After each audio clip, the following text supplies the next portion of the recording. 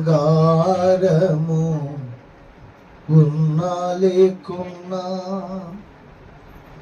నీ చల్లని నీడ తోడుగా ఉంటే చాలును యేసయ్యా. వెండి బంగారము ఉన్నా లేకున్నా నీ చల్లని నీడ తోడుగా ఉంటే చాలును యేసయ్యా. వెండి బంగారము ఉన్నా లేకున్నా నీ చల్లని నీడ తోడుగా ఉంటే చాలును యేసయ్యా. ఎటు చూచినా వేదనా, ఎటు చూసినా శోధనా, ఎటు చూసినా వేదనా, ఎటు చూసినా శోధనా. ఈ పేటు బిట్టుల్లో నీ గాయపు చేతుల్లో, ఈ పేటు బిట్టుల్లో నీ గాయపు చేతుల్లో నీ అండ నాకు తోడుగుంటే ఉంటే చాలయ్యా. నీ అండ నాకు తోడుగుంటే దిగులే లేదయ్యా. వెండి బంగారము ఉన్నా లేకున్నా నీ చల్లని నీడ తోడుగా ఉంటే చాలును యేసయ్యా. వెండి బంగారము ఉన్నా లేకున్నా నీ చల్లని నీడ తోడుగా ఉంటే చాలును యేసయ్యా. శ్రమయైన బాధైనను, హింసైన కరువైనను, శ్రమయైన బాధైనను, హింసైన కరువైనను, నా శోధన వేళల్లో నీ తోడు చాలయ్యా. నా శోధన వేళల్లో నీ తోడు చాలయ్యా. నా తోడు నీడ అండగుంటే దిగులే లేదయ్యా. నా తోడు నీడ అండగుంటే దిగులే లేదయ్యా. వెండి బంగారము ఉన్నా లేకున్నా నీ చల్లని నీడ తోడుగా ఉంటే చాలును యేసయ్యా. వెండి బంగారము నీ చల్లని నీడ తోడుగా ఉంటే చాలును యేసయ్యా. నా తల్లి నన్ను మరచినా, నా వారే వెలివేసినా, నా తల్లి నన్ను మరచినా, నా వారే వెలివేసినా, నా తోడు నీ ఉన్నా నీ ప్రేమ నాకున్నా, నా తోడు నీ ఉన్నా నీ ప్రేమ నాకున్నా, ఏ దూరమైన భారమైన దిగులే లేదయ్యా. ఏ దూరమైన భారమైన దిగులే లేదయ్యా. వెండి బంగారము ఉన్నా లేకున్నా నీ చల్లని నీడ తోడుగా ఉంటే చాలును యేసయ్యా. వెండి బంగారము ఉన్నా లేకున్నా నీ చల్లని నీడ తోడుగా ఉంటే చాలును యేసయ్యా. నీ చల్లని నీడ తోడుగా ఉంటే చాలును యేసయ్యా. నీ చల్లని నీడ తోడుగా ఉంటే చాలును యేసయ్యా. నీ చల్లని నీడ తోడుగా ఉంటే చాలును యేసయ్యా. హల్లెలూయా. ప్రార్థన చేసుకుందాం. ప్రేమ నమ్మకము కలిగిన తండ్రి, పరిశుద్ధుడానికి స్తోత్రములనైనా. ఇంతవరకు పాటలతో నిన్ను స్తుతించి ఘనపరిచాం. కొద్ది నిమిషాలు నీ వాక్య ధ్యానము చేసుకొని నీ బలలో పాలుబందు నిమిత్తమై మేము చిన్న మందగా కూడుకొని ఈ స్థలానికి వచ్చి ఉండగా మా మధ్యలోకి మీరు దిగిరమ్మని, మా మీద నీ శకిన మేఘమును, మా మధ్యలో నీ మహిమ తేజస్సును ఉంచి ఆత్మతో సత్యముతో నిన్ను ఆరాధిస్తూ నీ నామాన్ని ఘనపరుస్తూ నీ వాక్యాన్ని ధ్యానిస్తూ, అయ్యా మా లోపములు ఏమిటో, మా బలహీనతలు ఏమిటో నీ వాక్య వెలుగులో మమ్మల్ని మేము పరీక్షించుకొని నీ రక్తంలో కడగబడి యోగ్యులమై బలలో పాలు పొందుటకు మీరు సహాయం చేయమని ముందున్న సమయం అంతా నీ కృపకు అప్పగిస్తూ ఉన్నాం. వాక్యమును వివరింపబోతున్న నీ దాసుని శిలువ చాటును మరుగు చేసుకొని రెండింతల ఆత్మాభిషేక తైలముతో నీ దాసుని మీదికి పంపించి అయ్యా నీ యొక్క అగ్నికి నీ రక్త ప్రోక్షణమునకు నీ దాసుని అప్పగించుకుంటూ మీరే అద్భుతంగా వాడుకోమని వేడుకుంటూ యేసుక్రీస్తు పుణ్యనామంలో సమర్పించి ప్రార్థిస్తున్నాము తండ్రి. ఆమేన్. హల్లెలూయా.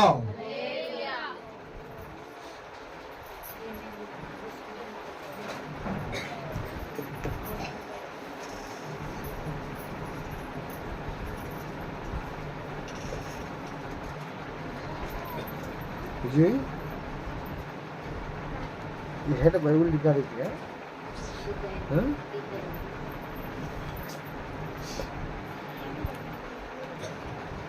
పరిశుద్ధ బైబిల్ గ్రంథంలో నుండి ఒక చిన్న మాట చదువుకొని క్లుప్తంగా వాక్య ధ్యానం చేసుకుందాం.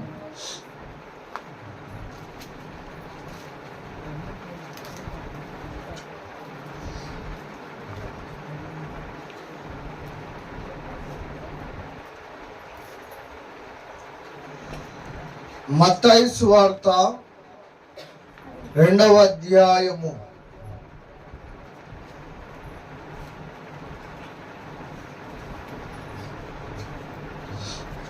1-2 వచనాలను చదువుకుందాం. రాజైన హేరోదు దినముల యందు యూదయా దేశపు బెత్లెహేములో యేసు పుట్టిన పిమ్మట ఇదిగో తూర్పు దేశపు జ్ఞానులు యెరూషలేమునకు వచ్చి యూదుల రాజుగా పుట్టిన వాడెక్కడనున్నాడు? తూర్పు దిక్కున మేము ఆయన నక్షత్రమును చూచి ఆయనను పూజింపవచ్చి తిమ్మని చెప్పిరి. ఈ వాక్య భాగములో నుండి పరిశుద్ధాత్మ దేవుడు మనందరితో మాట్లాడును గాక. ఆమేన్. క్రీస్తునందు ప్రియమైన దేవుని బిడ్డలారా, చదవబడినటువంటి వాక్య భాగములో అనేక సంగతులు ఉన్నాయి, కానీ మెట్టుకు మీకు ఒక సంగతి తెలియపరచనిక ఈ వాక్యాన్ని నేను చదివించాను. ఏమిటి అంటే, నక్షత్రమును గురించి మీతో మాట్లాడాలని ఆశపడుతూ ఈ వాక్యాన్ని చదివించాను. యేసుక్రీస్తు ప్రభువుల వారు బెత్లెహేములో జన్మింపబడి ఆయన బెత్లెహేములో కన్యమరియ గర్భములో పుట్టినప్పుడు ఆయన పుట్టాడని తెలియపరచనిక లోకమునికి ఆకాశములో ఒక నక్షత్రము వెలిసింది. తూర్పు దేశంలో ఉన్నటువంటి జ్ఞానులు, మన భాషలో చెప్పాలంటే శాస్త్రవేత్తలు, ప్రతిరోజు ఆకాశమును భూమి మీద ఉన్నటువంటి సమస్తమును వాళ్ళు ప్రతిరోజు పరీక్షిస్తూ పరిశీలన చేస్తూ వాటిని గూర్చినటువంటి సమాచారము లోకానికి తెలియపరచడం వాళ్ళ పని. శాస్త్రవేత్తల పని ఏమిటి? ఏదో ఒకటి కొత్తది కనిపెట్టడము, దేశానికి ప్రజలకు ఉపయోగపడలాగున దాన్ని తయారు చేయడం వాళ్ళ పని. అలాగా ఈ జ్ఞానులు కూడా ప్రతిరోజు ఆకాశమును భూమి మీద ఉన్న సమస్తమును పరీక్షిస్తూ ఉండగా ఒకానొక దినము సడన్ గా వాళ్లకు ఒక నక్షత్రము ఆకాశంలో కనిపించింది. అన్ని నక్షత్రాల కంటే ఈ నక్షత్రము ప్రత్యేకంగా ఉన్నది. ఈ నక్షత్రమేమో ఒక స్పెషల్ గా ఉన్నది. వాళ్ళ కంటికి ఒక విచిత్రంగా కనిపించింది.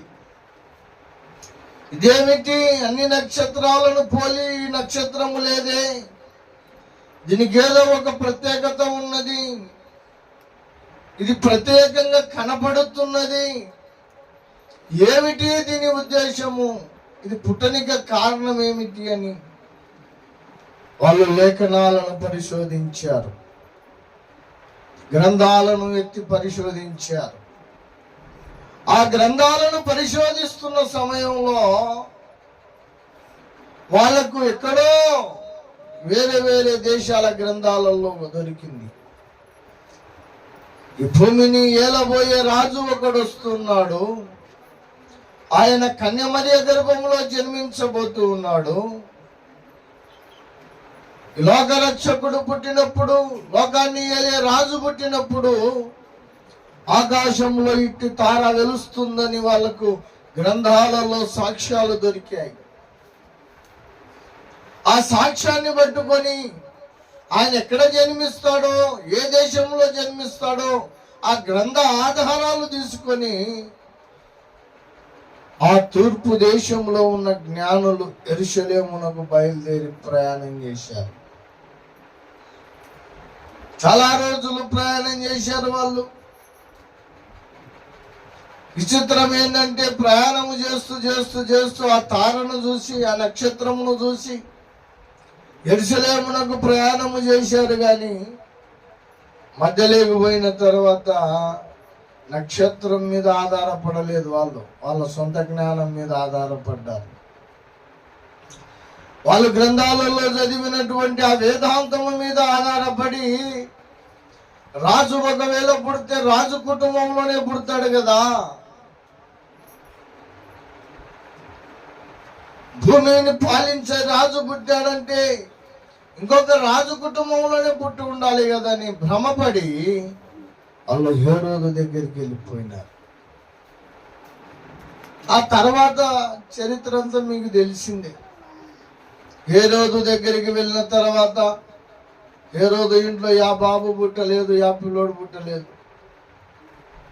ఏవయ్యా మీరందరు ఇట్లా వచ్చారంటే, అయ్యా భూమిని పాలించబోయే రాజు పుట్టాడు, ఆకాశమందు మేము ఆయన నక్షత్రాన్ని చూసి వచ్చాము, ఆ రాజు పుట్టింటే నీ ఇంట్లోనే పుట్టింటాడు కదా అని వచ్చామయ్యా అంటే, మా ఇంట్లో యా బాబు పుట్టలేదు బాబు, అయినా ఎక్కడ పుడతాడని ఉంది, యూదయ బెత్లెహేములో పుడతాడని ఉంది.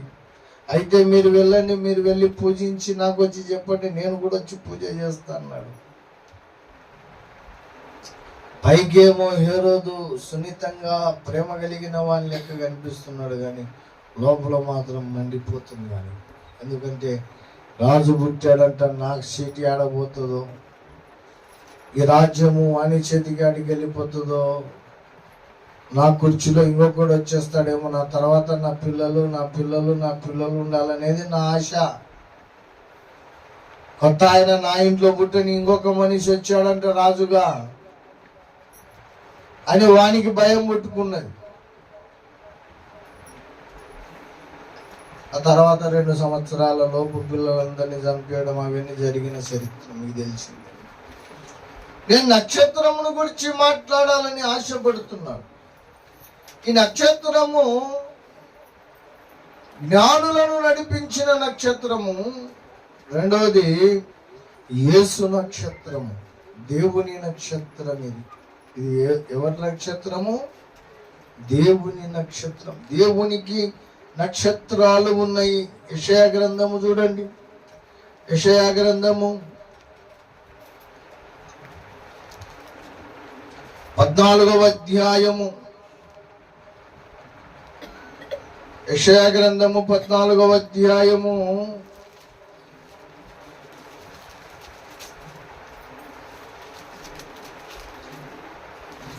13వ వచనము చూడండి.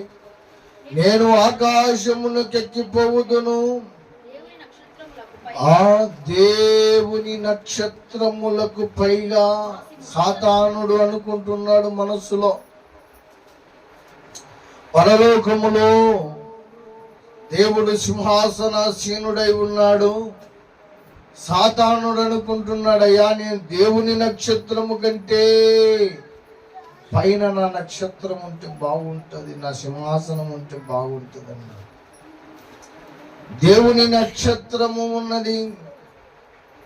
దేవుని నక్షత్రమే కాదు, ఏవండి ప్రతి మానవునికి కూడా కొన్ని నక్షత్రాలు ఉన్నాయి పరలోక పైన ఆకాశములో. 148వ కీర్తన చదవండి.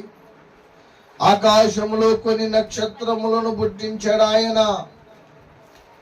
ఆ నక్షత్రములను పేర్లు పెట్టిన వాడు ఆయనే. ఆ నక్షత్రములను పేరు పెట్టి పిలిచిన వాడు ఆయనే. ఆ నక్షత్రములు దేవుణ్ణి స్తుతిస్తున్నాయి. ఆ నక్షత్రములు దేవుణ్ణి ఆరాధిస్తూ ఉన్నాయి. ఏమండి, 148వ కీర్తన 3వ వచనము చూడండి. సూర్య చంద్రులారా ఆయనను స్తుతించుడి, కాంతి గల నక్షత్రములారా మీరందరూ ఆయనను. ఎవరితో అంటున్నాడు ఇది? ఆకాశమునందున్నటువంటి సూర్య చంద్రులతో, ఆకాశమందున్నటువంటి నక్షత్రములతో చెబుతున్నాడు. ఆ నక్షత్రములు, ఆ సూర్య చంద్రాలు కూడా దేవుని నామాన్ని స్తుతిస్తున్నాయి. విచిత్రం ఏంటంటే ప్రకృతి అంతా దేవుణ్ణి స్తుతిస్తుంది, విశ్వమంతా దేవుణ్ణి స్తుతిస్తుంది, దేవుని మాటకు లోబడుతుంది, దేవుని మాట ప్రకారం చేస్తుంది. కానీ మానవుడు మాత్రమే దేవునికి స్తుతించట్లేదు, దేవుని మాటను లోబడట్లేదు, దేవుడు చెప్పినట్టు చేయట్లేదు. అవునా? ఆకాశ నక్షత్రములు దేవుణ్ణి స్తుతిస్తున్నాయి. ఏమండి, ప్రకృతి అంతా కూడా దేవుణ్ణి స్తుతిస్తుంది. రెండవది, ప్రకృతి దేవుని మాట లోబడుతుంది. వాళ్ళు సముద్రం మీద ప్రయాణం చేస్తున్నప్పుడు గాలిని, ఏమండి, తుఫానును గద్దించగా అది ఏమైపోయింది? దేవుని మాటకు లోబడ్డాయి అవి.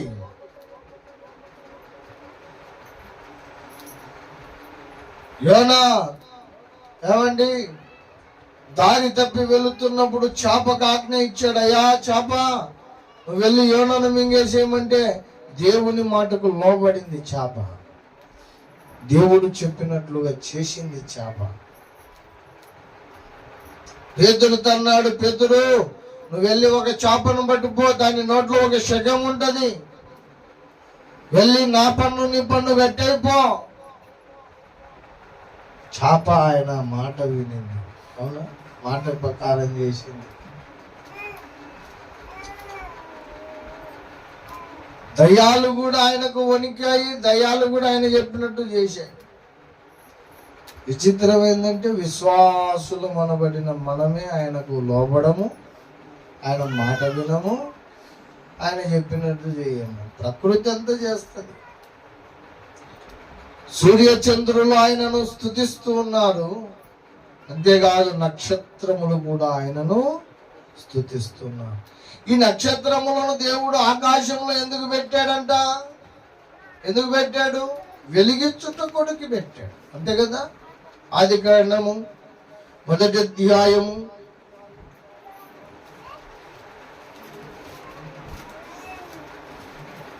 16, 17, 18 వచనాలు చూడండి.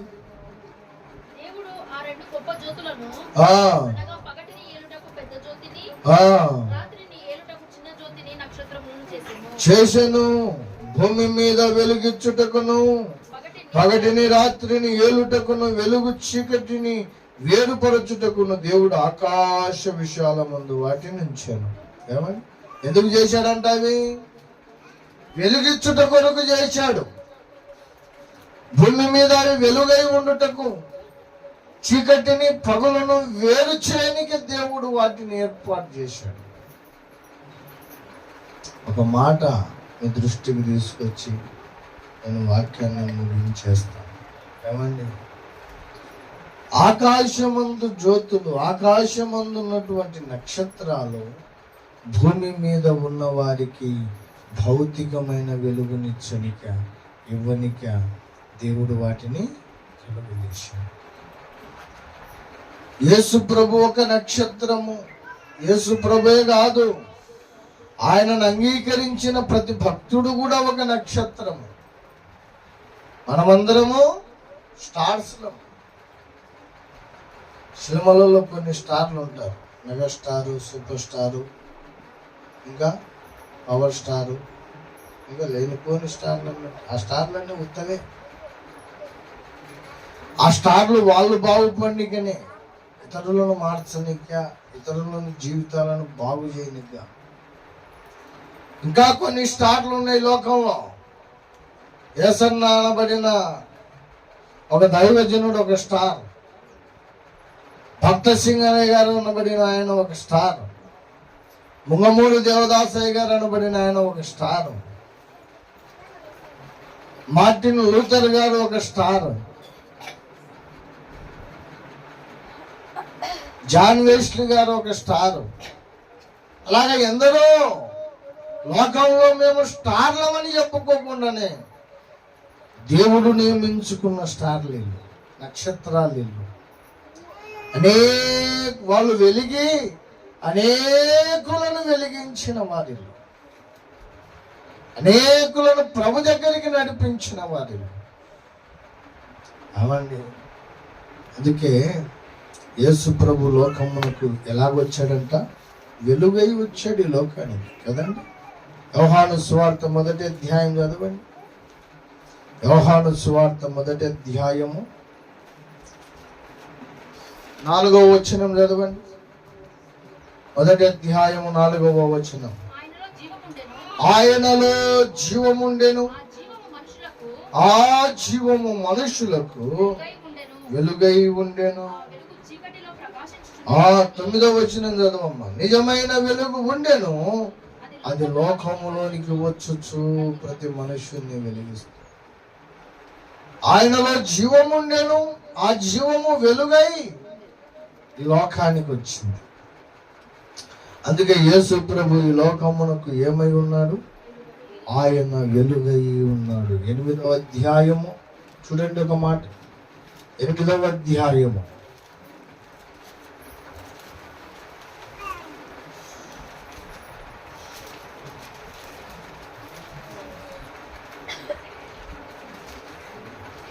12వ వచనం చదవండి. 8:12. నేను లోకమునకు వెలుగును,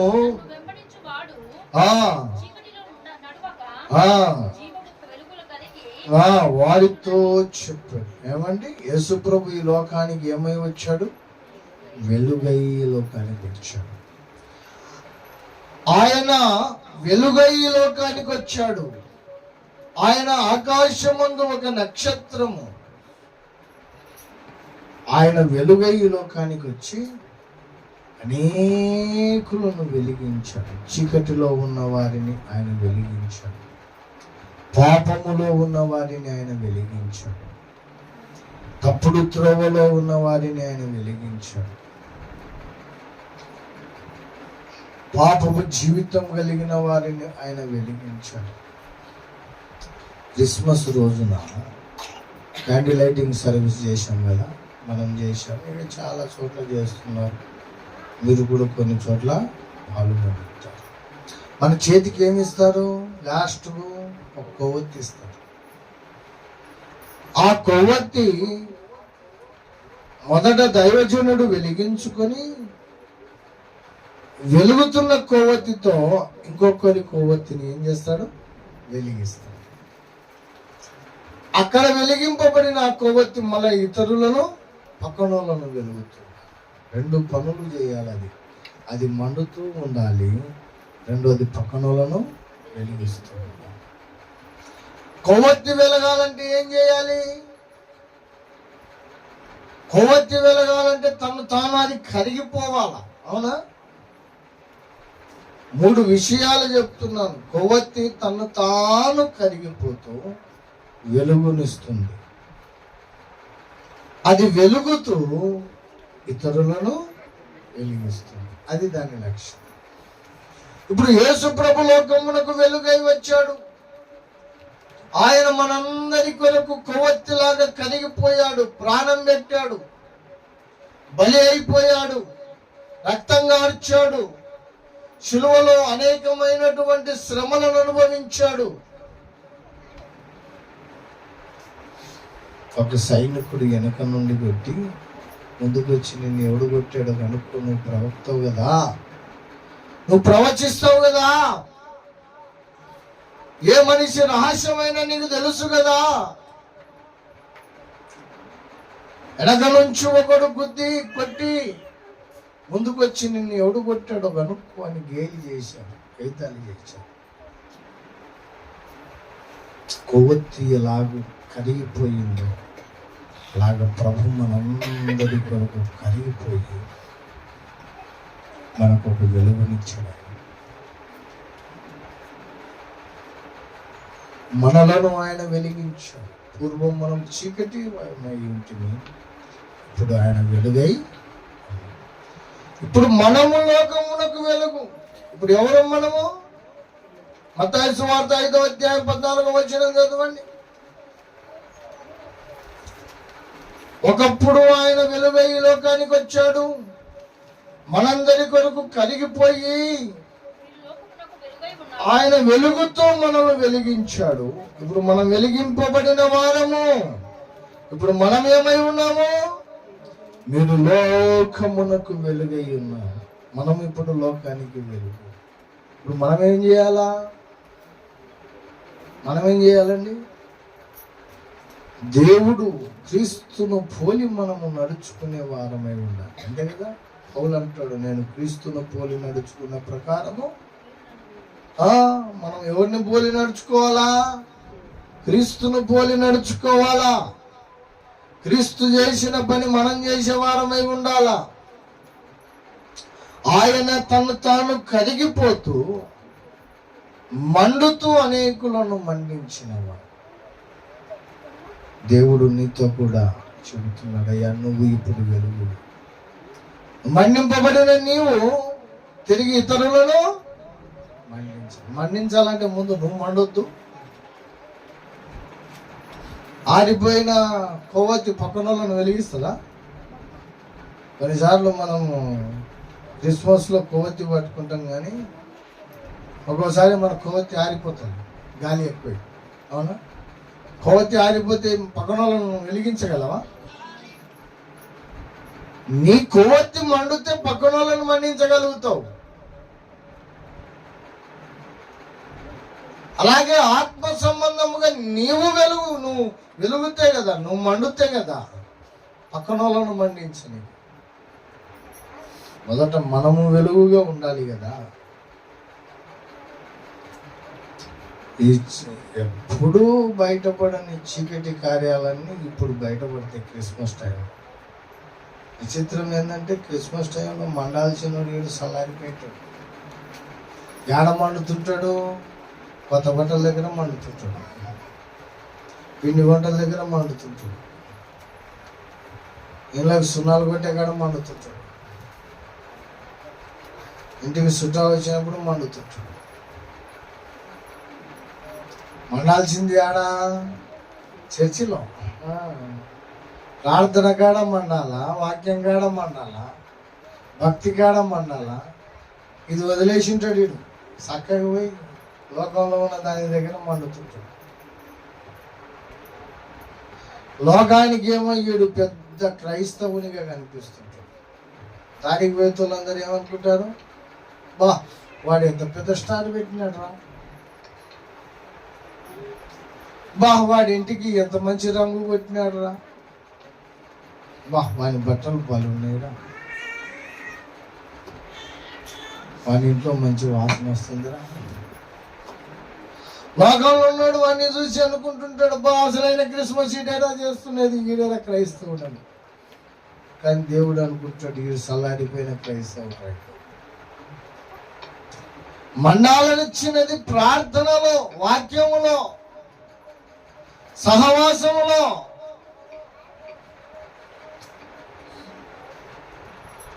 నిన్న కొందరు ఇళ్ళకు పోతే కొందరు ఉన్నారు, సార్ క్రిస్మస్ షాపింగ్ చేయాలి కాబట్టి రేపు రాలేమేమో సార్.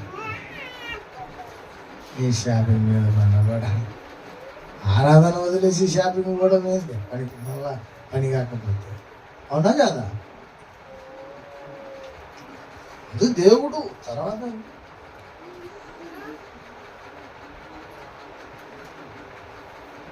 ఈరోజు క్రిస్మస్కి మన వాళ్ళందరూ సిద్ధపడుతుంటారు. రాని వాళ్ళందరూ కుస్తీ పడుతుంటాడు.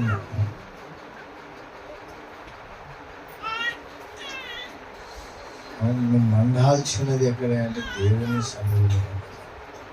నువ్వు వెలుగువు, నువ్వు ఇతరులను వెలిగించేవాడవై ఉన్నావు. నువ్వే సలాగిపోతే వాళ్ళని వెలిగిస్తావు. అవునా కదా? దేవుని నక్షత్రము ఒక శ్రేష్టమైన పని చేసింది. 3 పనులు చేసింది దేవుని నక్షత్రం. ఆ 3 పనులు ఏంటో మీ దృష్టికి తీసుకొచ్చి నేను ముగించేస్తాను. ఆయన నక్షత్రం ఉన్నది, మనము కూడా ఆయనకు నక్షత్రాలమై ఉండాలి. నక్షత్రం చేయాల్సిన పని ఏందో చెప్తున్నా. ఇదే మత్తయి సువార్త తీయండి. 3 విషయాలు. మొట్టమొదటిది 2వ వచనములో ఏమన్నాడు? తూర్పు దేశ జ్ఞానులను యేసు ప్రభు పుట్టాడని తెలియపరిచింది నక్షత్రం. మొదటి విషయము, రక్షకుణ్ణి తెలియపరిచింది నక్షత్రం. ఎవరిని తెలియపరిచింది? యేసును తెలియపరిచింది. లోక రక్షకుణ్ణి తెలియపరిచింది నక్షత్రం. మొట్టమొదటిదిగా నక్షత్రముకున్న లక్షణం ఏమిటో తెలుసా? దేవుడు ఎవరో ప్రజలను తెలియపరిచేవాడే ఉండాలి.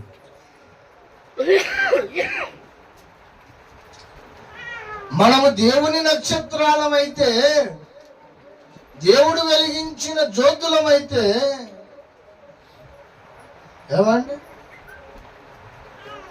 మనం మొదట చేయాల్సిన పని ఏందో తెలుసా? మనలో ఉన్న రక్షకుణ్ణి, మనం అంగీకరించిన రక్షకుణ్ణి లోకానికి తెలియపరిచే పనిలో ఉంటాం. ఒక ఆయన నాకు అన్నాడు, ఏంట్రా మా దేవుని కంటే మీ దేవుని స్పెషల్ అంటే. నేను అన్నానయ్యా, యేసు ప్రభు పాపము నుండి విమోచించి మనలను రక్షణలోకి నడిపిస్తాడు, రక్షిస్తాడు. మా దేవుడు రక్షించాలంటవా అంటాడు. ఆయనను కూర్చోబెట్టుకుని 1 గంట ప్రసంగం చేసిన, అయ్యా దేవుళ్ళు అనబడిన వారు ఎవరూ మన కొరకు ప్రాణం పెట్టలేదు, రక్తం కార్చలేదు. నీవు నమ్మిన గ్రంథాలే చెబుతుంది రక్త ప్రోక్షణము లేకుండా పాపక్షమాపణ కలగదని. ఆ రక్త ప్రోక్షణ కూడా జ్ఞానం కలిగిన మనిషి తప్పు చేసి జ్ఞానం లేని వాటిని కొయ్యమని కాదు. ఒక మనిషి పాపాలు పోవాలంటే మరో మనిషి రక్తము చిందించబడాలి. ఆ మనిషి కూడా పరిశుద్ధుడై ఉండాలి. అలాగా భూమి మీద పరిశుద్ధుడైన వాడు ఒక్కడునూ లేడు. భూమి మీద పరిశుద్ధుడు లేడు గనక ఆ దేవుని కుమారుడే మానవ అవతారమునెత్తి మనందరి కొరకు రక్తము చిందించాడు. దేవతలవనబడిన వారందరూ మనల్ని రక్షించలేరు. ఒక యేసు మాత్రమే మనల్ని రక్షించి పరలోకము చేర్చగలడు. ఆయనే రక్షకుడు. ఆయన తప్ప వేరొకడు లేడు రక్షించలేక మానవునికి అని ఆయనకి చెప్పడం. ఏమండి, యేసు రక్తంలో కడగబడిన నీవు, యేసు రక్తంలో పరిశుద్ధపరచబడి వెలుగుతున్న నీవు ఇతరులకు ఎవరిని చూపించాలి? నువ్వు రక్షకుని చూపించాలి, యేసు ప్రభువుని చూపించాలి. నేనంటాను, క్రిస్మస్ వంటలు పక్కనోనికి వేయడం కంటే పక్కనోనికి సువార్త చెప్పడమే అసలైన క్రిస్మస్. అర్థమైందా మీకు? అర్థమైందా? నా మాట అర్థమైందా? పండగ రోజు ఏం చేస్తాం మనము? పక్కన వాళ్ళకి వేసిస్తాం అన్ని, పాయసము, బిర్యానీ. అక్క ఈరోజు క్రిస్మస్ అక్క, ఆమె బువ్వ పెట్టకపోయినా బాధ లేదు తల్లి, సువార్త చెప్పు సార్, యేసు ప్రభువుని చెప్పు. ఏవక్క ఈరోజు ఏం చేస్తున్నారు? ఏం లేదక్క, లోకరక్షకుని తెలుసుకున్న లోకరక్షకుడు పుట్టిన దినం ఈరోజు. ఆయనే మన పాపములను క్షమించువాడు, మనలను రక్షించి పరలోకము చేర్చువాడు. అక్క మీరు కూడా ఆ రక్షకుడిని తెలుసుకుందా. కానీ ఒక మాట చెప్పు, కనీసం క్రిస్మస్ రోజైనా జీవితంలో ఒకసారి కూడా పక్కన వాళ్ళకి సువార్త చెప్పకపోతే కనీసం క్రిస్మస్ రోజన్నా చెప్పు. బిర్యానీ ఇస్తూ చెప్పు ఇంకా మంచిది, పాయసం ఇస్తూ చెప్పు ఇంకా మంచిది. అక్క రక్షకుడు పుట్టినందుకు పాయసం చేశాం మా ఇంట్లో, నువ్వు కూడా రక్షకుడిని తెలుసుకోక అని చెప్పు. అంత శ్రేష్టమైనది నక్షత్రాలమైన మనము, క్రీస్తు నక్షత్రాలమైన మనము మొదట రక్షకుణ్ణి చూపించేవారు. మనం అన్నీ చేస్తాం కానీ సువార్త చెప్పాలంటే సిగ్గు. ఏమన్నది పక్కన వాళ్ళకి తిట్టాలంటే సిగ్గు ఉండదు, అవలీలాగా తిడతాం. పనికిమాల పనులు చేయాలంటే సిగ్గుండదు, మంచి చెప్పనికేమో సిగ్గుపడతాం. విచిత్రం ఏంటంటే యా సమాచారమైన మంచి సమాచారమైన కానీ అన్నీ చెప్తాం, కానీ యేసు గురించి చెప్పాలంటే సిగ్గు. అదేంతో సాతానుగా అలా పెట్టేశాడు. మరి ఉదాహరణకు మీరు ఏదైనా హాస్పిటల్కి వెళ్ళి బాగా అయినారనుకో, కడుపు నొప్పి ఉంది, విపరీతమైన కడుపు నొప్పి వచ్చింది, మీరు ఎక్కడికి వెళ్ళినా బాగు కాలేదు, ఎవరో చెప్పారు ఫలానా హాస్పిటల్కి పోక బాగా అయిపోతామని, హాస్పిటల్కి పోయినా బాగా అయినావు. ఇప్పుడు మీ ఇంటి పక్కన కడుపు నొప్పి వచ్చింది, ఏం చెప్తావు నువ్వు పోయి? ఏం చెప్తావమ్మా? వింటున్నారా నా మాటలు? నాకెళ్ళి చూడండి అందరూ. ఏం చెప్తాం పోయి? అక్క గతంలో నాకు కూడా కడుపు నొప్పి వచ్చిందా, నేను ఎన్నో హాస్పిటల్ తిరిగినా బాగా కాలేదక్క, ఫలానా హాస్పిటల్కి పోయింటే నేను బాగా అయ్యానక్క, నువ్వు కూడా ఆడికి పోక బాగా అవుతావు అన్నమా? ఆ మాట నీకు ఏమైనా సిగ్గుపడతామా? అదేమన్నా చెడు మాటనా? అదేమన్నా మనల్ని కొట్టే మాటనా? అక్క నేను యేసును నమ్ముకొని నరకం తప్పించుకున్నాను అక్క, నువ్వు కూడా యేసును నమ్ముకొని నరకం తప్పించుకో. చెడు మాటనా ఇదేమన్నా? పాపపు మాటనా? నేను రక్షణ పొందానక్క, రక్షకుని తెలుసుకో, నువ్వు కూడా తెలుసుకోక అని చెప్పాలంటే సిగ్గు. మనకు అని చెప్తుండే కానీ అది చెప్పాలంటే సిగ్గు. నక్షత్రాలమైన మనము రక్షకుని తెలియపరచాలి, యేసును లోకానికి తెలియపరచాలి. చీకట్లో ఉన్న వారిని, పాపంలో ఉన్న వారిని, నరకానికి పాత్రులైన వారిని మనము యేసును చూపాలి, యేసును తెలియపరచాలి. ఈ నక్షత్రం ఏం చేసింది? రక్షకునికి తెలియపరిచింది, మొదటి విషయం. రెండవదిగా 9వ వచనం చదవండి. 9వ వచనం,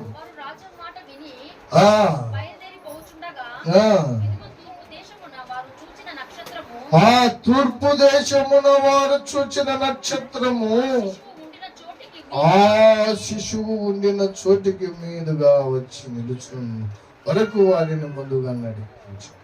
ఏమండి? జ్ఞానులకు యేసును చూపించింది మొదటిది నక్షత్రం. రెండవదిగా జ్ఞానులను యేసు వద్దకు నడిపించింది నక్షత్రం. మనం కూడా యేసు నక్షత్రాలం కదా, యేసు వెలిగించిన నక్షత్రాలం కదా, జ్యోతులం కదా, యేసు వెలిగించిన దీపాలం కదా. మనము క్రీస్తు నక్షత్రాలమైతే అనేకులను యేసును చూపించే వారమై ఉండాలి. రెండవది యేసు వద్దకు అనేకులను నడిపించే వారమై ఉండాలి. వాళ్ళ దగ్గర నడిపించాలంటే ఊరికనే నడుస్తారా వాళ్ళు? వాళ్ళ కోసం త్యాగం అయిపోవాలి.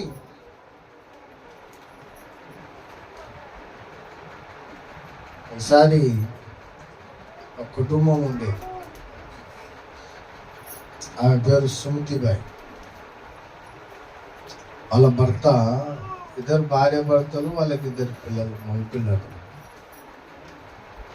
వాళ్ళు పొద్దున్నే పోయి టెంకాకులు అంటారు కదా, టెంకాకులు అవి ఇస్తరాకులు చేసే ఆకులు ఉంటాయి కదా, టెంకాకులు అంటారు కదా, టెంకాకులేనా? ఆ ఆకులు తెంచుకోవడానికి వెళ్తున్నాం. ఆమె ఒక బస్తా, ఈయన ఒక బస్తా తెంచుకొచ్చి ఆ ఆకులను తీసుకెళ్ళి అమ్ముకొచ్చేవాళ్ళు. అమ్మనికి పోతే 30 రూపాయలు, ఒక బస్తా అమ్మితే 30 రూపాయలు వచ్చేది. ఆమె ఒక 30 రూపాయలు, ఈయన ఒక 30 రూపాయలు సాయంత్రానికి సంపాదించుకొని 60 రూపాయలు తీసుకొని వచ్చేవాడు. సాయంత్రం పడితే ఆమె 30 రూపాయలేమో ఆమె సంచిలో పెట్టుకుంటుంది, ఈయన 30 రూపాయలేమో ఈయన జోబులో పెట్టుకొని సారాయి కొట్టుకుపోతాడు. 30 రూపాయలు సారాయి తాగిన తర్వాత ఆ 30 రూపాయల సారాయి ఆయనకు సరిపోదు. మళ్ళా చక్కగా ఇంటికి వస్తుంది, తూలుకుంటూ వచ్చి భార్య 4 కొట్టి ఉన్న 30 రూపాయలను కూడా ఎత్తుకుపోయి తాగేసి వచ్చుతుంది వాళ్ళ ఆయన. పాపం ఆమె చిన్న కొటం, అది వాళ్ళ ఇల్లు చిన్న పాక, గట్టిగా ఎండ కొడితే ఇంట్లో ఎండగా వస్తుంది, వర్షం పడితే ఇల్లంతా కాడుతుంది, ఇంట్లో సరైన తిండి ఉండేది కాదు. రోజు భర్త తాగుతున్నాడు, ఈమె చేసిన కష్టం తాగుతున్నాడు, వాని కష్టం తాగుతున్నాడు. పిల్లలకి ఏం పెట్టాలో వండి ఏం లేదు. చాలా బాధపడేది, ఏడ్చేది. వాళ్ళ తాండకు నేను సువార్తకు పోతే ఆమె నన్ను సాయంత్రము ఇలా సువార్త చెప్పిన, పాట పాడిన, సువార్త చెప్పిన, వాక్యం చెప్పి ప్రార్థన చేసినాక, నాయన మా ఇంటికి వచ్చి ప్రార్థన చేసిపో, మా ఆయన తాగుబోతాడు, ఇది కష్టము అని చెప్పి ఇంటికి వెళ్ళాక ఆమె బాధ అంతా చెప్పుకున్నాడు. ఒకరోజు నేను ఆయన కూర్చోబెట్టుకొని మాట్లాడినాను, అయ్యా నువ్వు ఇలా తాగితే భార్య పిల్లల పోషణ ఎట్లా? నువ్వు తాగుతున్నావు, కొంత తాగి కొంత భార్య కష్టమునైనా ఉంచితే కనీసం పిల్లలకు అన్నం దొరుకుతుంది కదా.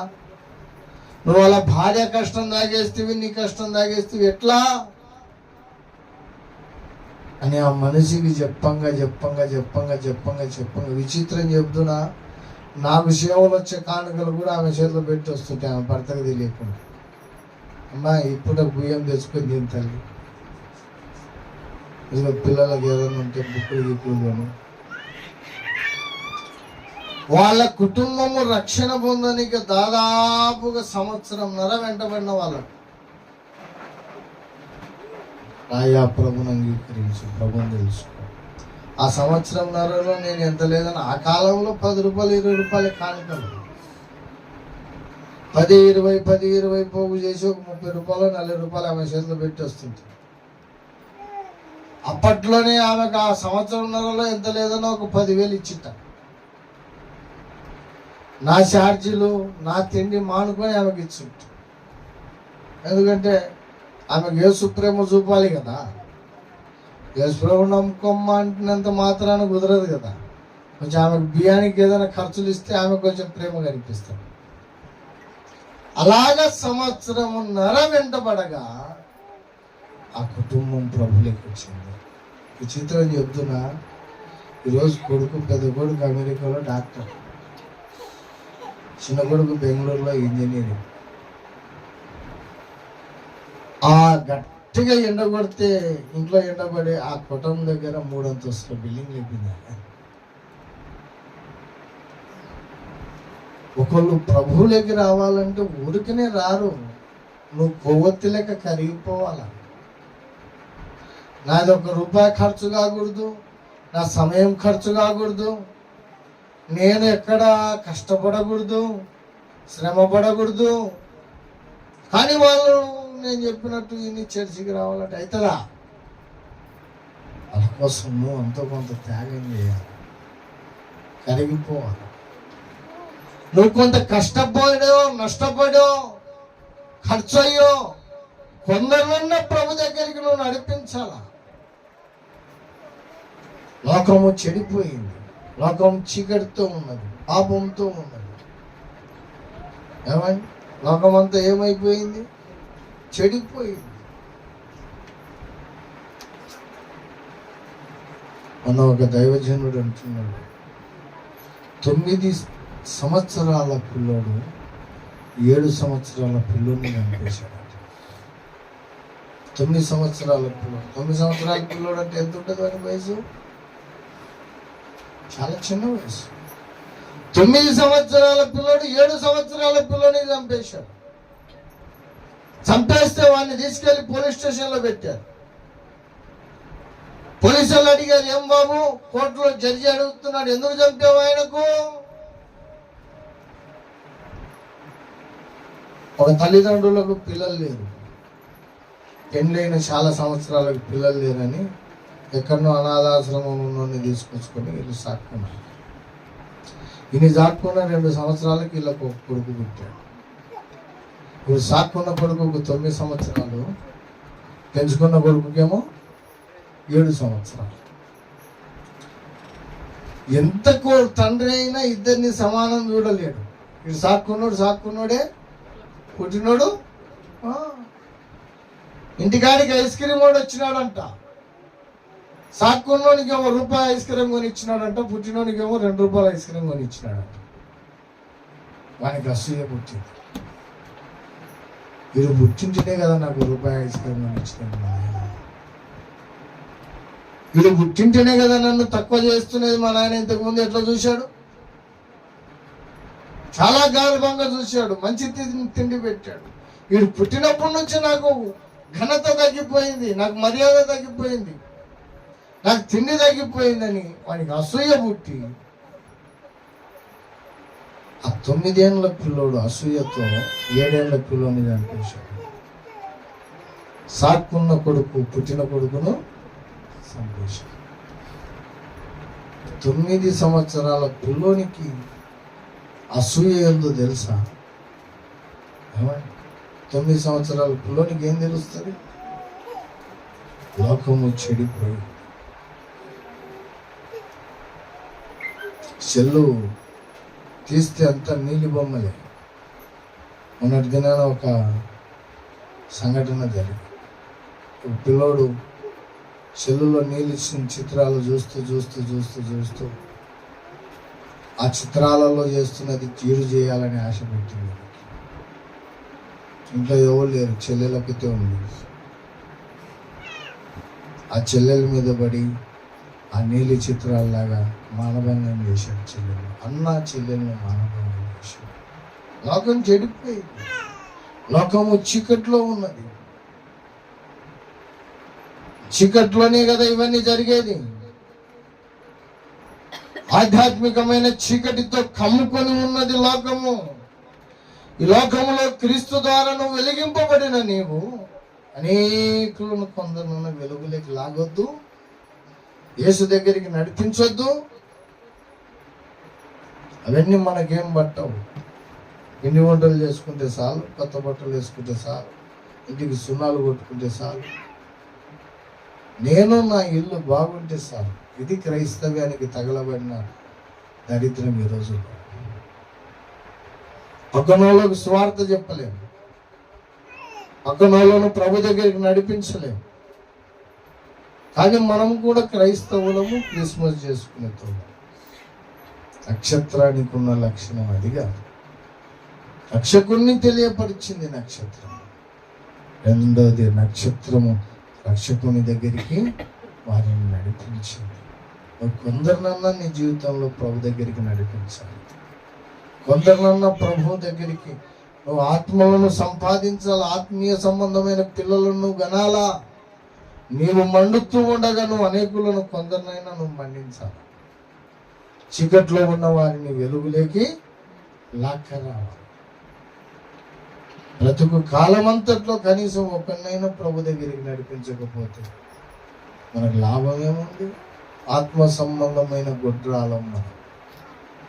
మూడో విషయం చెప్పి ముగించేస్తా, చివరి మాట చెప్పి ముగించేస్తా. అవండి మూడవదిగా 2వ అధ్యాయం 10వ వచనం చూడండి.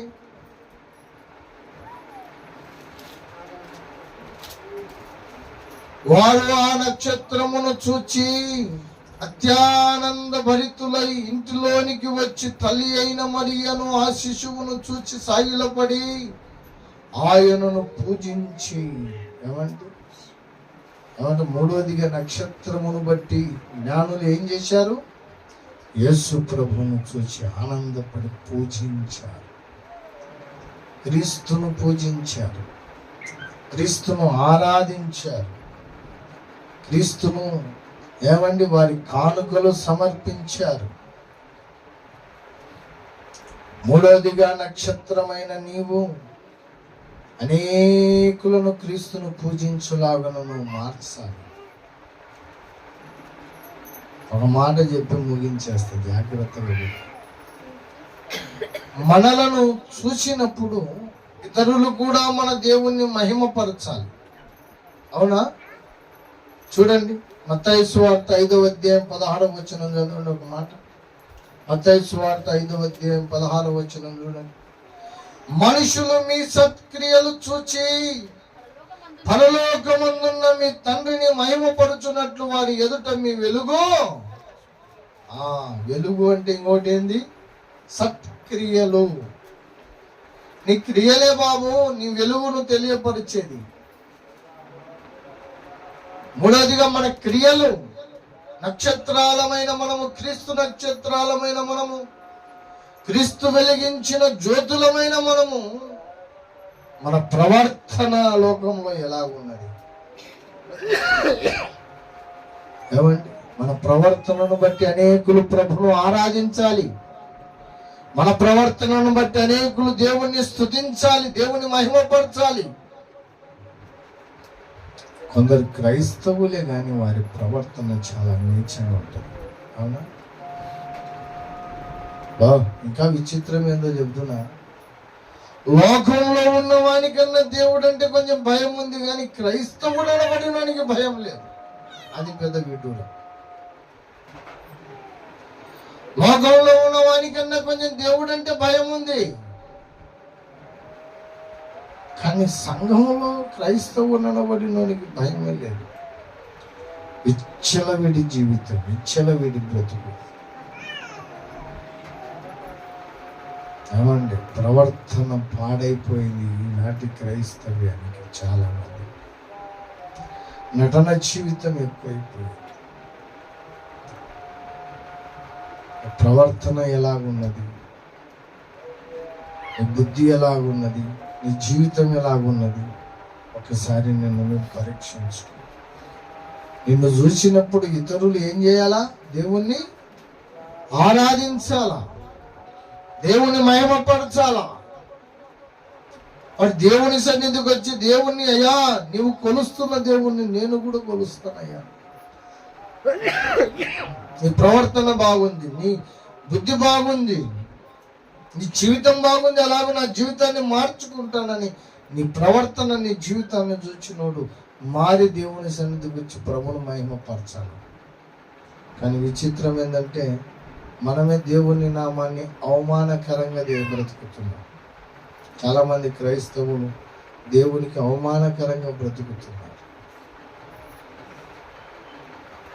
మన ఒక ఆమె సాక్ష్యం చెప్తుంది. యేసుప్రభు రోజు వచ్చి ఆమెతో మాట్లాడుతున్నాడు.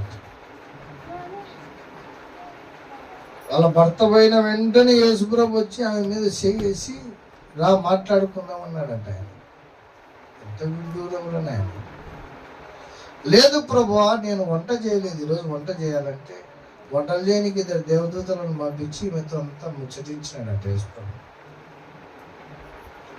దేవుడు మాట్లాడే అనుభవం ఉందిలే కానీ మరీ అంత చిల్లరగా ప్రవర్తించుతాడు కాదు.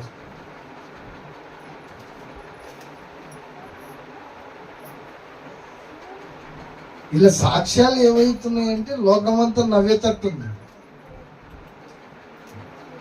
లోకం నవ్వుతుంది మనల్ని చూసి, లోకం ఎగతాళి చేస్తుంది. ఇంకా ఆ ఇన్స్టాగ్రామ్లో ఆమెను ఎంత ట్రోల్ చేస్తున్నారో. రకరకాల సాక్ష్యాలు, విచిత్రమైన సాక్ష్యాలు.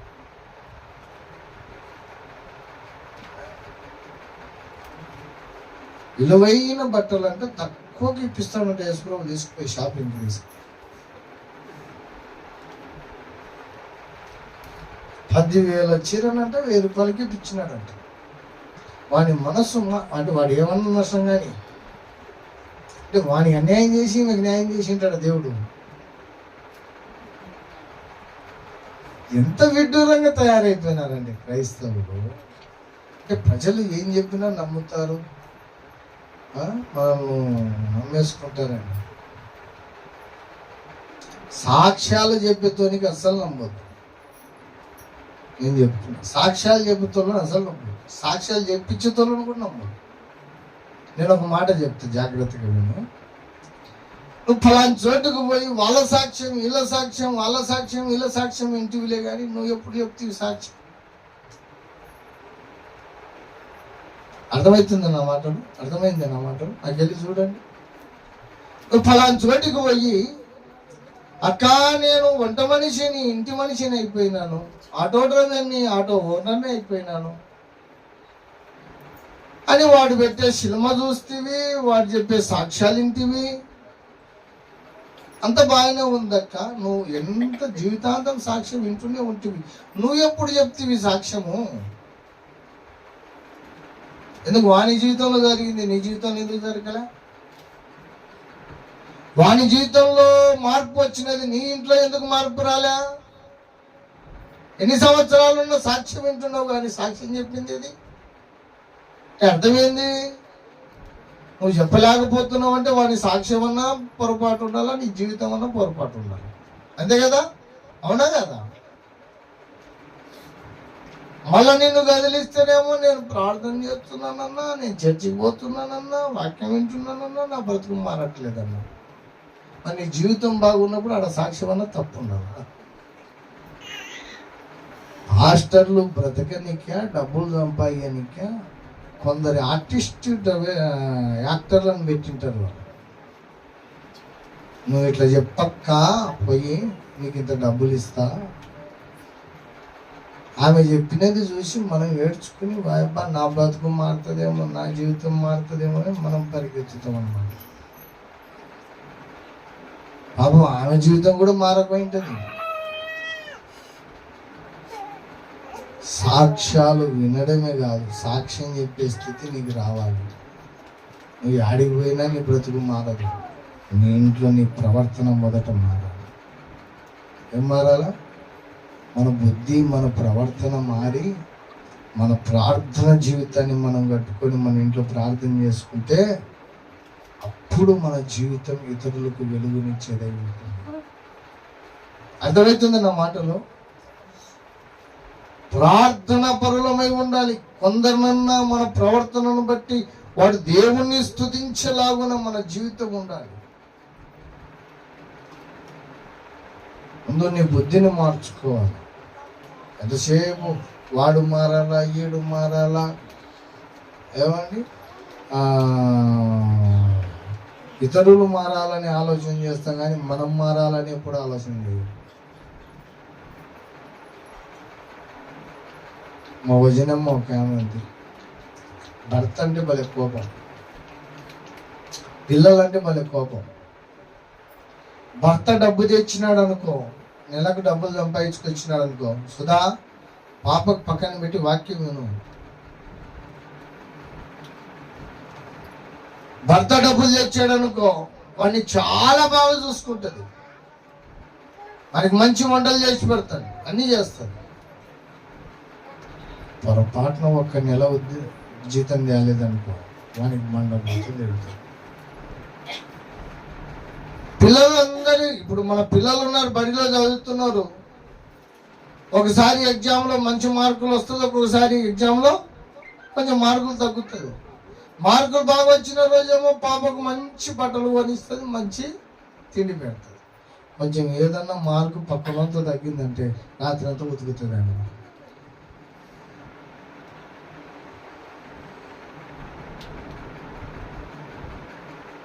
ఆమె ఎప్పుడు ఒక మాట అంటుంటుంది. ఏమంటుందో తెలుసా?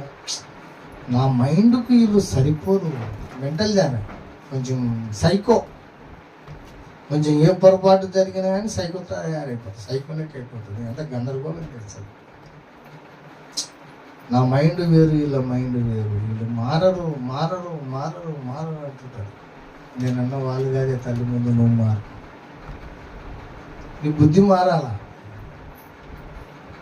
పొద్దున పిల్లలకు పొద్దున 4 గంటలకు లేపి చదివిస్తే రాత్రి 10 వరకు చదువుతున్న బుక్ ఎంత పట్టుకుంటారు వాళ్ళు? పిచ్చోళ్ళు అయిపోరు?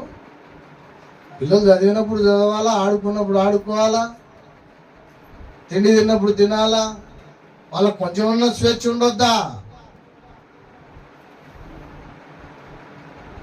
24 గంటలు నువ్వు పొద్దున 4 గంటల నుండి రాత్రి 10 గంటల వరకు, ఏమి 24 గంటలు, 12 గంటలు నాయన, 16-17 గంటలు పిల్లలు చదవాలంటే ఏమని చదువుతారు? కూర్చోలే. వాళ్ళు సైకోలు అయిపోతారు కదా. తల్లిదండ్రులు అంటే పిల్లలకు చదివే టైంలో చదువు చెప్పాలి, గద్దించే టైంలో గద్దించాలి, బుద్ధి చెప్పే టైంలో బుద్ధి చెప్పాలి, తిరిగి వాళ్ళని ఆడుకునే టైంలో వాళ్ళకు కొంత స్వేచ్ఛని ఇవ్వాలి. అన్ని రకాలుగా పెంచాలి వాళ్ళని. ఒక చదువే చదివే చదివే చదివే చదివే అంటే వాడు సైకో అవుతాడు. అవి అంటుంటుంది, వీళ్ళు మారరు, వాళ్ళు కాదే తల్లి, నువ్వు మారే ముందు నువ్వు మారాలి, నీ బుద్ధి మారాలా, నీ ఆలోచన మారాలా, అప్పుడు నీ ఇంట్లో ఈ గొడవలు ఉండవు. అలాగే భక్తి విషయంలో కూడా మన బుద్ధి మారాలా, మన మైండ్ మారాలా. మూర్ఖంగా పిచ్చిగా పరిగెత్తకూడదు. లోకంలో ఉన్న బాబాకు మనకు పెద్ద తేడా ఉండదు. ఒకసారి తన్నుల బాబా అని ఒక ఆయన ఉన్నాడు, ఎక్కడ కాకినాడలో. ఏం బాబా ఆయన పేరు? ఆయన పిచ్చోడు పాపం. ఆయన ఎవరికో ప్రేమించినాడంట చదువు కాలంలో. వాడు ప్రేమించినోడేమో వీడు తక్కువ కులముడంట, వాడి అమ్మాయి ఏమో ఎక్కువ కులం ఉందంట. వాళ్ళ తల్లిదండ్రులు ఒప్పుకోలేదంట. రే మా అమ్మాయిని నువ్వు ప్రేమిస్తావేమరా అని చెప్పేసి భయంకరంగా కొట్టారు. కొట్టిన కొట్టుడికి వీడు పిచ్చోడవుతున్నాడు. వాళ్ళు కొట్టిన కొట్టుడికి వీడేమైనా పిచ్చోడైనాడు. ఇప్పుడు వాడు పిచ్చోడై ఊర్లో తిరుగుతున్నాడు, కాకినాడ బస్టాండ్లో తిరుగుతున్నాడు. వాడు ఒకరోజు ఎవరైనా వాని దగ్గర మనిషి దగ్గరికి పోతే వాయిబయ్యి నన్ను కొట్టనీకి వచ్చినాడని ఎదురు కొడతాడు వాడు. ఒకరోజు ఎవడో చాలా సంవత్సరాల నుంచి ఉద్యోగం కోసం ప్రయత్నం చేసి చేసి చేసి చేసి ఆశకి వచ్చి ఏదో ఒక ఇంటర్వ్యూకి పోతున్నాడంట. కాకినాడ బస్టాండ్లో అనుకున్నాడంట. పొద్దున్న లేచి ఇంటర్వ్యూ కోసం అని రెడీ అయిపోతుంటే ఈ పిచ్చోని దగ్గర నుంచి పోయినాడు. వాడు పిచ్చోని నన్ను కొట్టనీకి వస్తున్నాడేమో వాని చేతిలో ఉన్న పాత చెబుతూ 4 గంటలు కొట్టినాడు. నన్ను కొడతావేమో అని కొంచెం గొడవ పెట్టుకున్నారు. అందరూ వేరినాయన వాడు పిచ్చోడ్లేరా, ఆయన దగ్గరికి ఎవరైనా కొడితే కొడతారా, వాడు నువ్వు తెలియకపోయినట్టున్నావు, వాడు కొట్టినాడులే, సరే వాతో నీకేమీ వెళ్ళిపో అంటే వాడు పోయిన రోజు ఇంటర్వ్యూలో పాస్ అయినాడంట. వాడు వానికి ఉద్యోగం వచ్చింది. వాడు ఏమని ప్రచారం చేసినాడు, వీడు కొట్టింటేనే నాకు ఉద్యోగం వచ్చిందని ప్రచారం చేసినాడు. ఈ పిచ్చోడు కొట్టింటేనే నాకు ఉద్యోగం వచ్చింది. ఇక చక్కగా క్యూ పెట్టినారు వాని దగ్గర కొట్టించుకొని. పాపం ఒక ఆమె వచ్చింటే ఒక ఆమెకు ఒక శంప కొట్టినాడు. దాంతో తృప్తి పడిపోకూడదు, స్వామికి నా మీద ప్రేమ తక్కువన్నట్టుందని మళ్ళా పోయి లైన్ లాగింది. ఒక్కడు కొట్టాడు.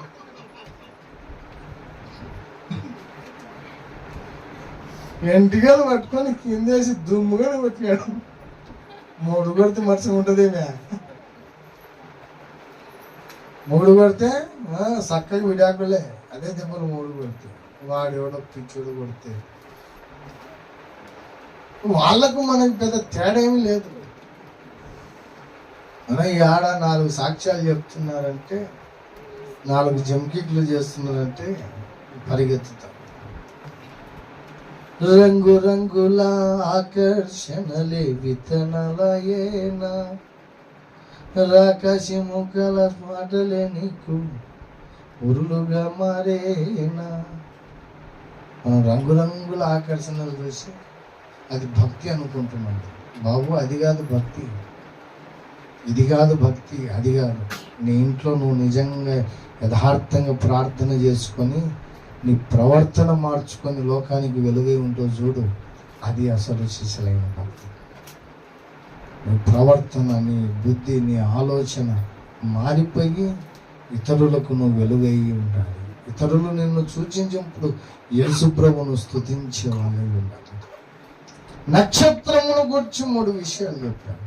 నక్షత్రము రక్షకుణ్ణి చూపించింది, నక్షత్రము రక్షకుని దగ్గరికి నడిపించింది, నక్షత్రము ఆ జ్ఞానులు ప్రభును ఆరాధించేటట్టు చేసింది.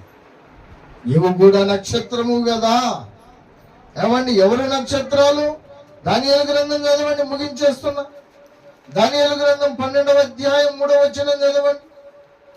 దానియేలు గ్రంథము 12వ అధ్యాయం 3వ వచనం.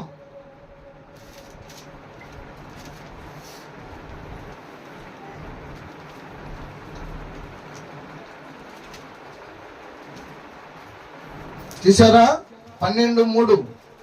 బుద్ధిమంతులైతే ఆకాశ మండలములోని జ్యోతులను పోలిన వారై ప్రకాశించెదరు. నీతి మార్గమును అనుసరించి నడుచుకొనున్నట్లు ఎవరు అనేకులను త్రిప్పుదురో వారు నక్షత్రము వలె నిరంతరము ప్రకాశించుదురు. ఎవరంట? బుద్ధిమంతులైతే. ఏంటంటే వాళ్ళది? ప్రకాశించుదురు. ఏమని? మొదటిది నువ్వు బుద్ధిమంతుడు కావాలా. ఏది లేఖనానుసారమో, ఏది లేఖనానుసారం కాదో, ఏది భక్తో, ఏది నటనో, ఏది యథార్థమో, ఏది డ్రామనో నువ్వు తెలుసుకోవాలా.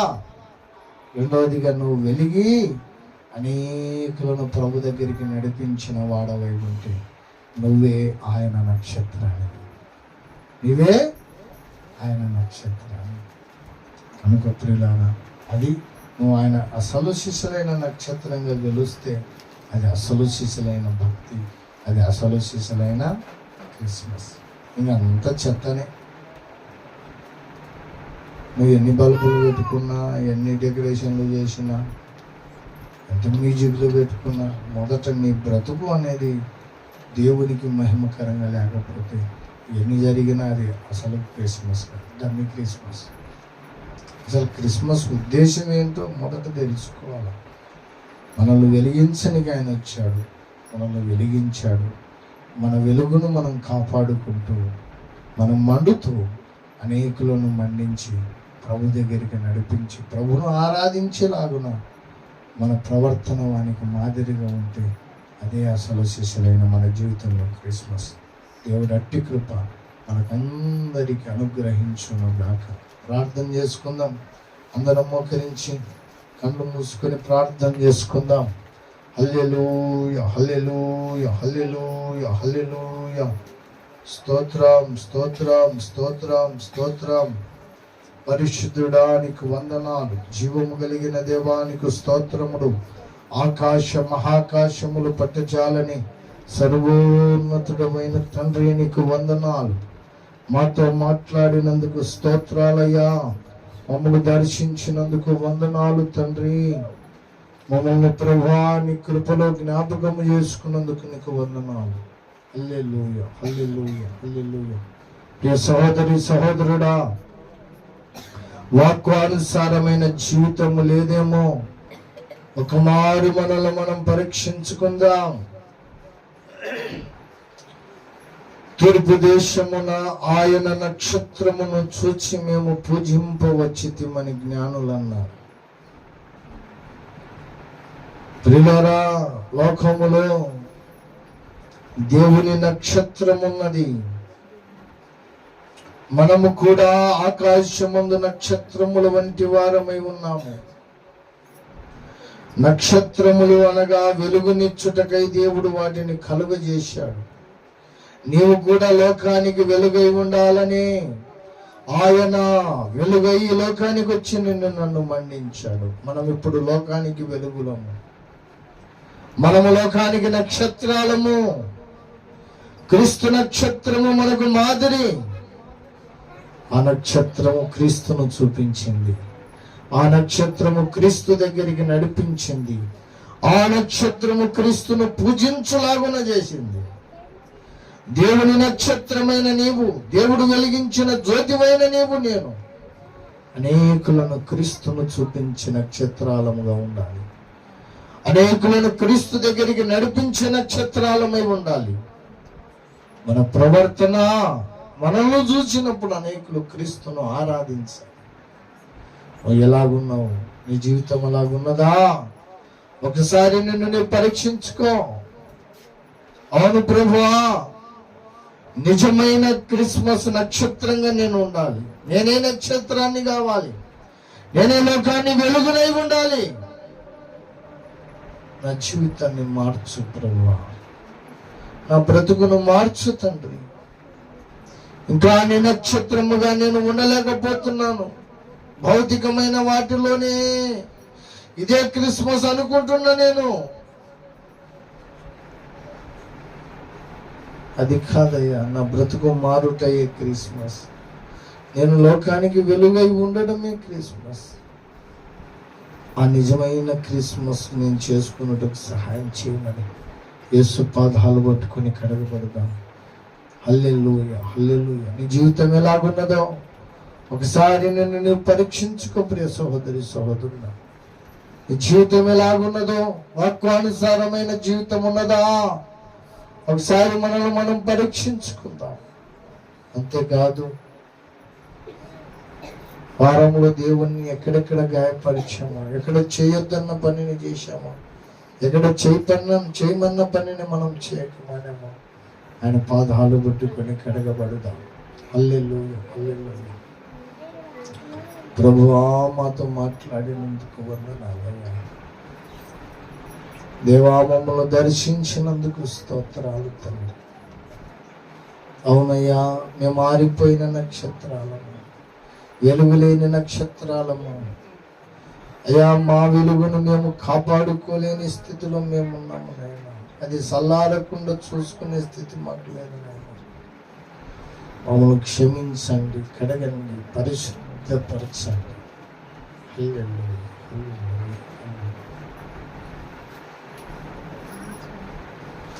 దేవానికి వందనాలు తండ్రి, నీకు స్తోత్రాలు. హల్లెలూయా, హల్లెలూయా.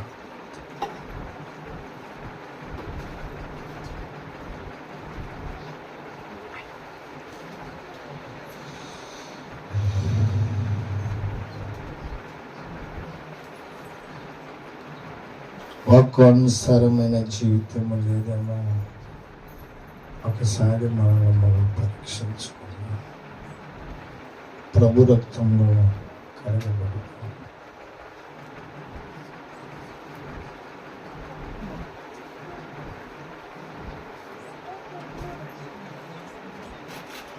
పాపంబు మోసి కలువరిలో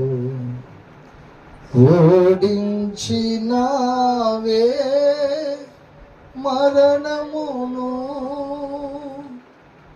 పాపంబు మోసి కలువరిలో ఓడించినావే మరణమును. మేఘాలలోన వెళ్ళినావు, మేఘాలలోన వెళ్ళినావు. త్వరలో భూమికి తరలుచున్నావు, త్వరలో భూమికి తరలుచున్నావు. పశుశాలలో నీవు పవలించినావా, పరమాత్ముడవే నీవు.